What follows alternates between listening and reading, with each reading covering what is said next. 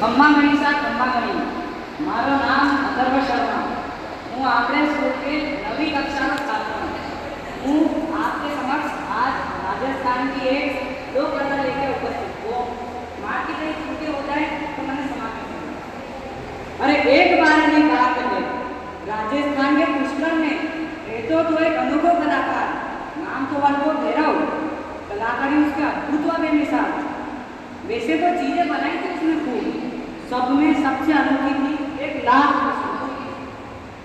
उसने वो बेची थी संदूक दोनों नाम के व्यापारी को।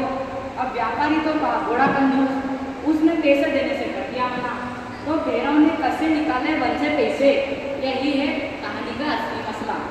तो चलिए शुरू करते हैं कहानी के पहले चरण में। आज भैरव ने अपनी सबसे बड़ी आविष्कार करी लाख से बनी वैसी संदूक जिसे वही खोल सके जो उसे बंद करना जाने ना तो उसमें कोई ताला लगे ना चाबी।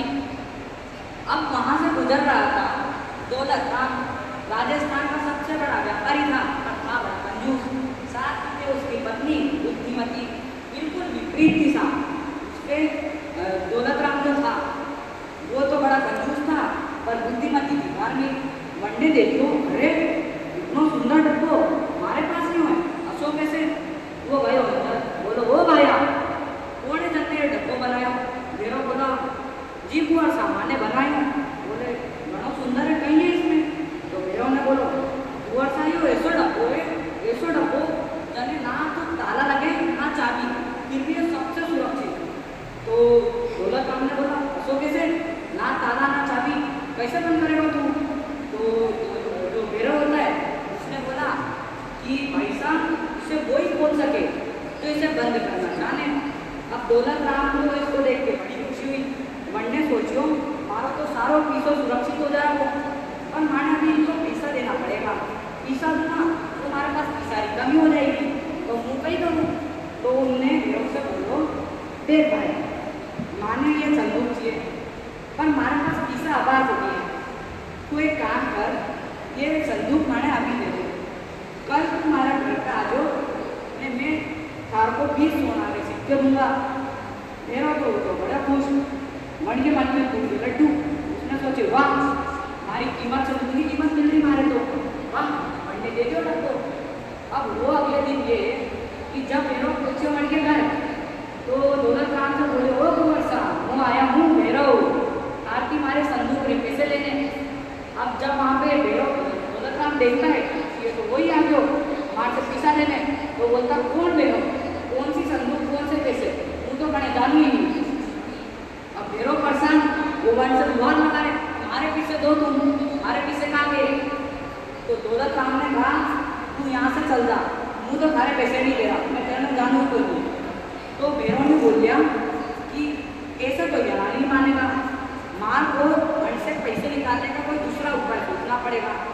तो उन्होंने अब नहीं करो वो अगले दिन साधु को वेश धारण करके उसने देखो कि दौलत राम जा रहे अपनी हवेली से वो गयो उसके दरवाजे पे तो बोलियो अलग निरंजन भाव है भंजन भिक्षा हम दे ही क्या यहाँ पे कोई है जो मुझ जैसे साधु को कुछ अनाज दे सके। अंदर की बुद्धिमती थी बड़ी धार्मिक आई बाहर आओ साधु साहब आओ पधारो कहीं चीज आपने उन्होंने बोला मैंने थोड़ा सा अनाज दे दो। बुद्धिमती गई अनाज आके दे दिया। तो साधु ने बोला कि देख बेटा तू बड़ी दयालु है हमारे कार्य एक ऐसा राज मालूम है जो करने नहीं मालूम। अब बुद्धिमती सोचने लग गई ऐसा कैसे हमारा कौन सा ऐसा राज है जो किसी को नहीं मालूम पर इनको मालूम। तो साधु ने बोला हमारे पास एक ऐसी संदूक है जिसे वही बोल सके जो मैंने बंद करना जाने और तेने उसके पैसे अभी तक खो नहीं दिए। तो बुद्धिमती सोची हाँ ये तो सत्य है। तो अन्य बोलो कि देख मैं तेरे को एक बात बताऊंगा पर रहने दे तू फिर दुखी हो जाएगी। बुद्धिमती ने बोला अरे हूँ नहीं हूँ आप बताओ तो सी मारे। तो बोलता है कि तुम्हारे जो स्वर्गवासी ससुर है वो वैसे तो स्वर्ग में बहुत खुश है लेकिन उनको वहाँ पे सोने की कमी लगती है। तो बुद्धिमती बोली है मेरे ससुर जी स्वर्ग में भी खुश नहीं है यहाँ पे भी खुश नहीं थे वहाँ स्वर्ग में भी खुश नहीं है तो वो बोलती है अरे आपको पैसा चाहिए तो पूरा घर पैसों से भरो, सारों पैसा ला के मैंने दे देती है। अब फिर साधु बोलता है ये तो है लेकिन वहाँ के मिष्ठान खा के वो परेशान हो गया है, तो बुद्धिमती कहती मेरा सब कुछ स्वर्ग में भी परेशान, सारा घर का जितना खाना रहता है दाल बाटी चूरमा सब ला के वाले दे देती है। अब साधु के वेश में भैरव खुश हो गए, घर चल जाता है।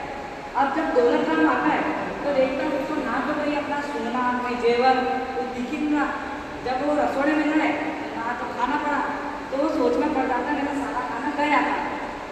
तो उन्होंने बुद्धिमती से पूछियो अरे ओ भगवान आप सारो किसको ने खाना कटे गयो, बोले अरे साधु मारा गए थे वनने बोलियो कि आपके पिताजी अरे मारे ससुर जी वन तो सारो किसो ने खानो छियो तो मैंने सारो को दान कर दियो। तो इसी के साथ दौलत राम अपना सर पीट लेता है और भैरव को अपने पैसे मिल जाते हैं। तो इससे मैं यही कहना चाहता हूँ कि अपने जीवन में कंजूसी